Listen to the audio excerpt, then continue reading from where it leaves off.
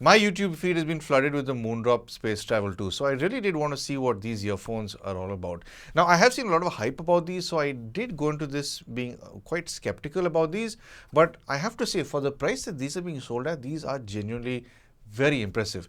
Thank you to the folk at Concept Card for making this review possible by sending me this demo unit. All thoughts and opinions are my own as always. So let's jump into how the unboxing is and how this is built. You will get the earphones in the case, of course. This is the black variant with the sort of greenish casing. You also do get a white color, which does look quite nice. And then in the box, you do get a USB-A to USB Type-C cable for charging. And you also do get a few ear tips as well. You do get the small, mediums and large, which is pretty standard, but this does come with what looks like an extra large set as well. And you also do get a bit of literature in the box. Moving on to the overall quality of this, well, it does come in a very interesting sort of case. I have not seen this before. I have not reviewed the Space Travel 1, but I do like the finish on this. It does have like a matte finish on the lower section that says Moondrop and Space Travel at the lower section. The upper section does have this glossy, smooth like finish. So this will show scratches and scuffs in time, and fingerprint marks and grease marks are to be expected. Then the lower part of the case does have the plug-in for the USB Type-C for charging, which is cool. But what I don't like is how the earphones are placed in this. I'm all for it being different, but access to the earphones is not exactly the easiest. In fact, my wife found it a bit difficult to do so. I think I'm kind of used to it, but pushing your finger along this isn't exactly the easiest way to get it out. Like, things are much easier. Earphones are much easier with other cases, but I do like that they have done something different. I do wish they had a way you could sort of just pluck them out. It would have been easier. But moving on to the earphones, well, the earphones do look like most other finishes do. It does have a matte finish. I mean, it's not bad with its overall quality. I like that it's got this little marking on the side for the touch areas. I like the little mesh it's got for the microphone. It does look like a pretty solid design, but this marking on the side did make me think that this has volume control with sliding, but I don't think it has that. At least whenever I've tried it, it's never really worked. But on a comfort front, I think a lot of people will like this, but this housing can be on the larger side, I think, for people who've got smaller ears, because this does come with a large driver. So the housing has to be large to hold that. So keep in mind, if you do have smaller ears, this might be a little on the tighter or more uncomfortable side to use for prolonged periods of time. Moving on to the features, this does come with the latest Bluetooth version 5.6. but most of its features are, of course, in the app. Now, this does come with touch controls, of course, but it doesn't have a volume control. At least last I checked. Let me just check one more time while I'm here with you. It's just tap. It's playing music. I do wish they had incorporated that, because some sort of volume control with any sort of earphones, I think, is the way to go. But there you are. So anyway, going to the app, I'm throwing it up onto the screen so you can see it. Now you will see the left and right earphone charges, and then you do get a volume control over here. Something I did find quite funny is it does have transparency and ANC mode. I'm not sure if you'll be able to hear this, but let me just whip out my other mic and show you the playback for what this does. So I'm going to play back the sounds for you that I heard when you shift from close to noise to transparent and all. It's like there's a little voice recording that they've used. It's not like a tone. This did throw me off, but I do like that it's got this. It gives it a bit of character. So this is when I press close. This is when I go to noise reduction. And this is when I go to transparent. So when I first did play these back, it did feel quite weird, but you do get used to it. It's cool that they've done something different. I do like they've done that. And then, of course, you can go into the ANC settings. So over here, you can sort of choose what options you want on or off, because when you press, I think, the left earphone to cycle between the ANC modes, right now, because I've put ANC off, it will only cycle between ANC on and transparency. And likewise, you can just have one, or you can have, the ones you want. It's cool that they've got this option within the menu. And then, of course, when you go to the function settings, I like that they've got prompt volume control. A lot of brands don't have this. It's nice that they've got volume control and multi-point connectivity with the dual device pairing, which is cool.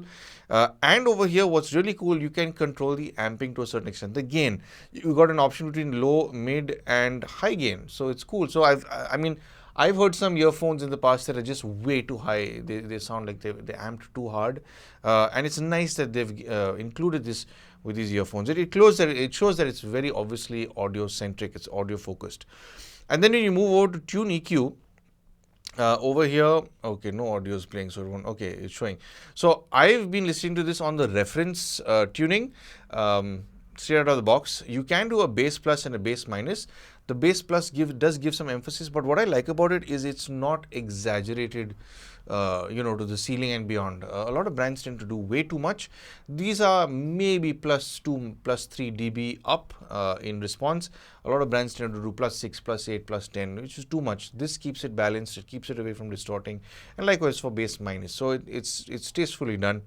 And then here's what's really cool. It has online interactive DSP. Now, I found this to be very interesting because you can actually download sort of different tunings over here, which is quite cool. But the other thing that I found even cooler, let me see if I can access this. Yeah, so you have to go to this setting to be able to play around with this manually.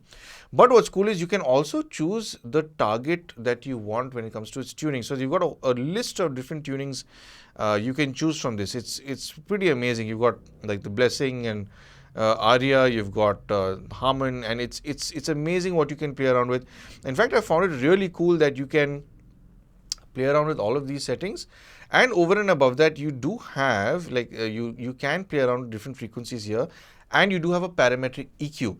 Now this is not exactly the most intuitive parametric EQ I've used ever. I think the music player Hibi Music that you can download for your phones if you're listening to FLAC and so on, that's a lot more detailed. So this does let you play around with certain frequencies and the Q value. So it's pretty good. It basically plays around with that bell curve. So it's cool that it's got this option. I find it really impressive, but it's something that will give you more access to really fiddle around with. I'm putting it back onto reference. It's pretty cool because you can sort of play around with it and learn a bit more about these earphones and sound in general. So it's cool that they've done that, but I hope that they update it and improve it so that it becomes more user friendly. There are easier ways to do parametric EQs than this. And then of course here's your firmware update. I think it's on the latest firmware, last I checked. And sorry, go to device. And the last thing was, yeah, another thing is it's not exactly the quickest to respond whenever you sort of use it through the app. In fact, when you're first connecting it, this can take a while. So I've got a feeling that it's going to do it. No, it's booted in. And then of course you got the user guide. So this is where you want to go in when you want to see all your, user stuff, your touch controls and all that sort of stuff. And for some reason, again, this is taking a while. And I used it literally moments ago just to make sure that the app was working fine. It usually doesn't do this, but there you are. And then, yeah, that's basically it. That's about it for the app. Moving on to its active noise cancelling. Now, again, coming from a place where this is not a very expensive set of earphones, I think this is actually a very good performer. I've heard a lot of, current models that sit in maybe the 5,000-6,000 range that are pretty good. Those are certainly a little bit better at cancelling out noise than this, but this is pretty good for the prices being sold at. So the few issues I found are when I'm using them on a walk. If there's any breeze that blows in towards your ear, it's hitting the microphone that's right outside. So because of that, you hear that flutter of breeze hitting the mic's diaphragm. So it's definitely going to throw you a little off, but it's something you can switch off if you don't want the ANC to work at all. But yeah, again, it does very well with droning noises like fans, AC motors, and so on. It doesn't cut out traffic, on the main road as well as some other earphones do. But then again, I think this is more a set of earphones that's for music than it is for active noise cancelling. It's not trying to check all the boxes. I mean, they've tried to clearly with ANC as a feature, but it'll get the job done. It will do it reasonably well. It's certainly better than what ANC used to be maybe 2 or 3 years ago. So I don't think it's going to disappoint many people. Now, thanks to those microphones, it does handle its active noise cancelling, and it's also going to have some form of environmental noise cancelling to be able to cut out noises so your voice carries over better to your recipients. So I usually do this demo near a very busy street. So here you go. Here's a quick demo to show you how your voice will carry over to your recipient if you're using these earphones in a very busy setting. So I'm calling you from the usual busy street I do all of my call tests from, just to give you a sense of how much noise these earphones are going to be battling in. As you can see, there's a whole bunch of two-wheelers, three-wheelers, four-wheelers, trucks with pressure horns, and some construction work going on behind me as well. Now this road is just about 6 feet away from me, so I'm pretty close to it. No doubt this is the worst kind of situation you can be in but this should give you a good idea as to how your voice will carry over to your recipient. So I have been on the camera microphone all this time just to give you the sense of the environment around me, and I'll switch over to the Space Travel 2 microphone right about now. So this is the overall vocal tonality you can expect to carry on over in this kind of setting. No doubt this will perform much better in a more controlled environment like at home or at office where there's not as much noise. But again, that's why I'm testing the environmental noise cancelling to see what it can do. Now I have observed that some earphones tend to shift their ENC modulation depending on the noise cancelling or transparency or where nothing's switched on. So I'll toggle between that. I'll throw the screen up top here for you to see. So as you can see right now, I am on the noise cancelling mode for my benefit, of course. I don't want to hear all this noise. But I'll switch over to close right now. So she makes that sort of call out, which is quite amusing. And then I can hear everything coming through. Whatever passive leak happens is coming through. Now, this is not the best passive, it's not the best at passive isolation. I have heard earphones that are better than this. But I will switch over to transparent mode now. Yes, so she does make a different call out, and I can hear a lot of what's going on even more clearly, especially the higher frequencies are bleeding in, mid to high frequencies. And I switch over to noise reduction for my benefit. She just makes that she sort of call out, and this is a little bit better, of course. Now, you'd be the best just to see if there's a shift in any vocal tonality while on this call with you. And I must say the ANC is all right. It's not the best I've heard. There is a lot of noise that bleeds in, but then again, I don't think that this is catered more towards ANC. It's more for the sound.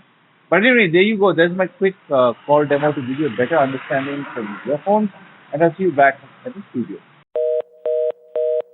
This comes with fairly large 13 beryllium coated dynamic drivers, supports the SBC and AAC codec, so you don't get LDAC and LHDC, nothing high res with this.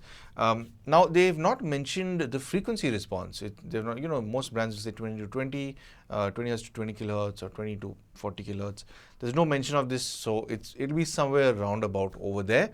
But coming to its volume, usually a lot of earphones that I listen to, I'm comfortable listening to them at about 35%, 40%. But what's really cool about this, it has that low, medium, and high gain options. So I find myself, sitting mainly on the mid gain option, and I'm sitting at about 30, 35, which is quite comfortable. And it opens up more at 40, 45% volume and can get pretty loud beyond 65, 70% volume. But depending on whatever gain setting you're using, I would not recommend you listen to any earphones, including these, at too high a volume if you intend on preserving your hearing. But it's really cool that they're given that gain option. It's something I think that a lot of manufacturers should implement to give you that freedom, because lower the gain usually stays away from distortion.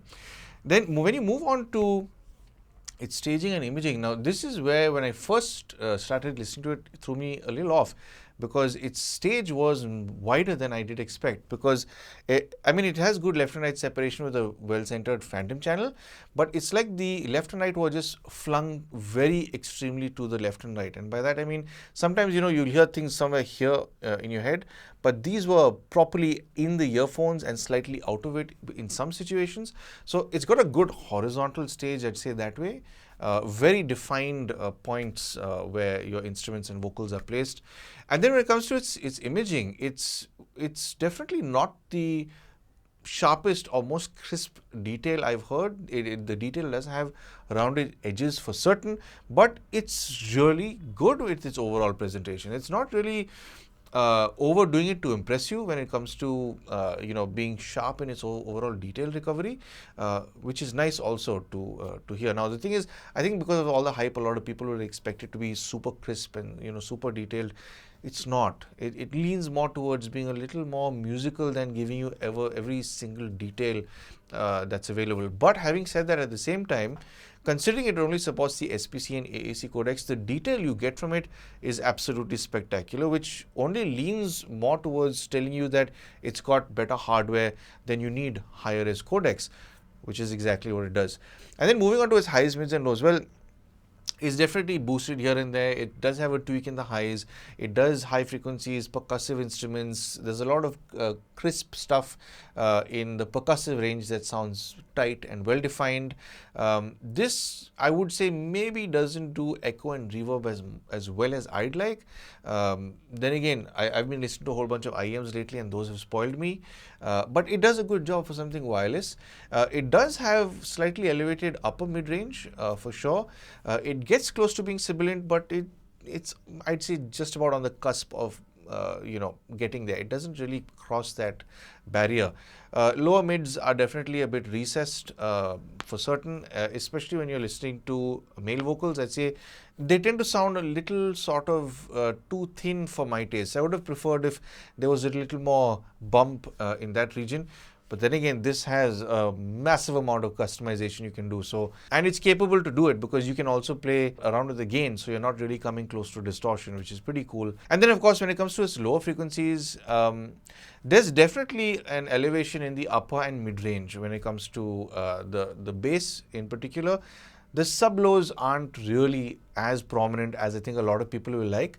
But then again, this is not built for the bass enthusiast. This is more for the person who wants to travel and appreciate certain nuances and detail and play around with his EQ settings and have fun. So I'd say it's not exactly the safest tuning, but at the same time, it's not exactly the most fun sounding set of earphones. It definitely is a lot of fun for sure, but it depends on what your taste is, because there are certain genres like jazz and blues that I did appreciate with this, because I'm never really touching sub-low frequencies with it. If you're into EDM, the sub-lows aren't going to exist. You're not going to enjoy it as much. It does very well for all the shimmers and sparkles that you want with jazz and blues. It does well with classical stuff, but again, if you're looking at rock music and metal and so on, it's not going to give you that kick that you want. You can, however, play with the tunings, which I have tried. The tunings are definitely pretty. I mean, it's amazing to see that these can actually shift in character as much as they do when you start using the tunings. I'd say it's definitely very versatile. It's able to shift over to these different tunings pretty well and handle it in a pretty sort of poised way, depending on what you're doing as well. Because if you crank it up to high gain and start cranking the volume, you most likely will go close to the distortion. Now, it's not something I've tried because I don't like to listen to stuff too loud, but that's a small tip from my side. But yeah, all in all, I'd say it's a pretty impressive little piece of audio gear. I'd say if you're getting into the whole audiophile hobby and you want to play around with parametric EQs and just get to know about different tunings and so on, this I think is one of the best options out there right now. I've not really come across a set of earphones that gives you this kind of flexibility when it comes to its overall tuning. Usually you have to find another app and do some sort of you have to play around with stuff and fiddle with stuff. The fact that this is already included in the in-house app that is available with this is pretty amazing. So you know that you're not going to really bust the earphones and you don't have to worry about that. So yeah, I'd say all in all, it's an amazing little piece of tech, especially for the price. So coming to the price, if you do want to buy these, I will leave the details down below. You can just click on that link, it will take you straight there. This does have an MRP of about 4,699 rupees, but at the time of recording this video, it's being sold for about 2,890. And of course, you can get it in two different colors. The one I've shown you today is black. It does come with a white option as well. And I think that, it does look pretty nice for the price, and it sounds pretty good as well for the price. And again, if you want to play around with it and tweak things, it does make a lot of sense to go for. So anyway, I do hope that this video has given you a better understanding for these earphones. But of course, thank you for tuning in for some sound advice.